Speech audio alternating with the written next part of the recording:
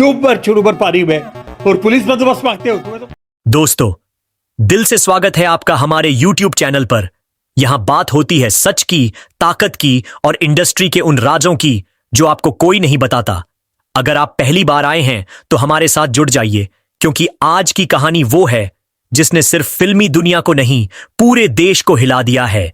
जहां हम सिर्फ फिल्मी खबरें नहीं, बल्कि उनके पीछे छिपी असली राजनीति, ताकत की चालें और सच्चाई भी आप तक लाते हैं। और आज की कहानी, ये सिर्फ एक फिल्म सितारे जमीन पार की नहीं, ये कहानी है पावर की, अहंकार की और इंडस्ट्रीज के टकराव की। क्योंकि जब एक फिल्म सिर्फ पर्दे तक सीमित न रहे, जब उसके पीछे मौजूद पूंजी, विचारधारा और ताकत एक दूसरे से टकरा जाए, तो आग सिर्फ सिनेमा हॉल तक नहीं रहती, पूरा देश जल उठता है। जी हां दोस्तों, इस वक्त पूरे भारत में चर्चा हो रही है एक ऐसी लड़ाई की जो आमिर खान की नई फिल्म सितारे जमीन पार से शुरू हुई, लेकिन पहुंच गई दो ताकतवर नामों के बीच, मुकेश अंबानी और रवि तेजा। शुरुआत में किसी को अंदाजा नहीं था कि यह फिल्म एक राष्ट्रीय बहस बन जाएगी, लेकिन जैसे ही फिल्म ने रिलीज होते ही रिकॉर्ड तोड़ कमाई की, बॉलीवुड की कई हस्तियां खामोश हो गईं। लेकिन साउथ इंडस्ट्री के स्टार रवि तेजा ने कुछ ऐसा कह दिया जिसने सबके होश उड़ा दिए। रवि तेजा ने अपने एक इंटरव्यू में कहा, हम सब जानते हैं कि कुछ फिल्में बॉक्स ऑफिस पर चलती हैं, लेकिन कुछ फिल्में जबरदस्ती चलाई जाती हैं।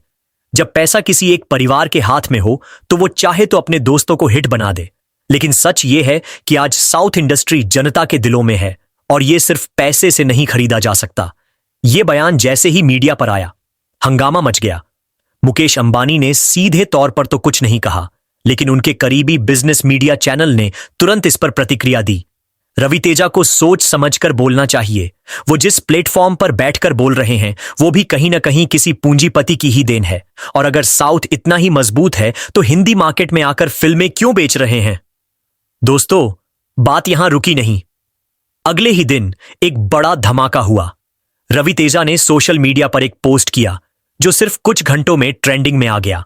उसमें उन्होंने साफ साफ कहा, हमें पता है कि कुछ लोग कहते हैं हम पूरी इंडस्ट्री को खरीद सकते हैं, लेकिन मेरा सवाल है, इतना पैसा आया कहां से?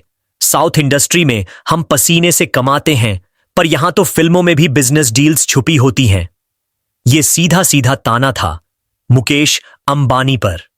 फिर क्या था? पूरा मीडिया इस लड़ाई को लेकर दो ग्रुप्स में बंट गया।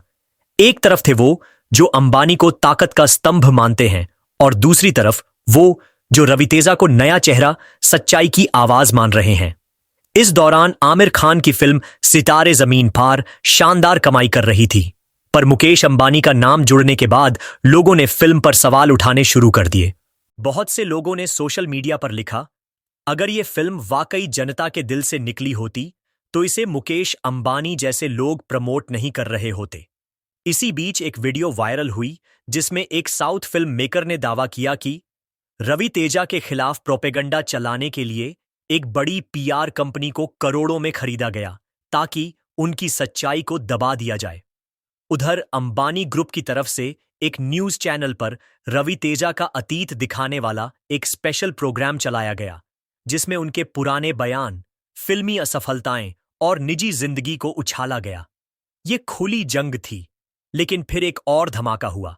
Ravi Teja live press conference में आए और सबके सामने बोले, ये देश सिर्फ एक परिवार का नहीं है, हम सब बराबर हैं और कोई भी, चाहे कितना ही अमीर हो, सच को रोक नहीं सकता।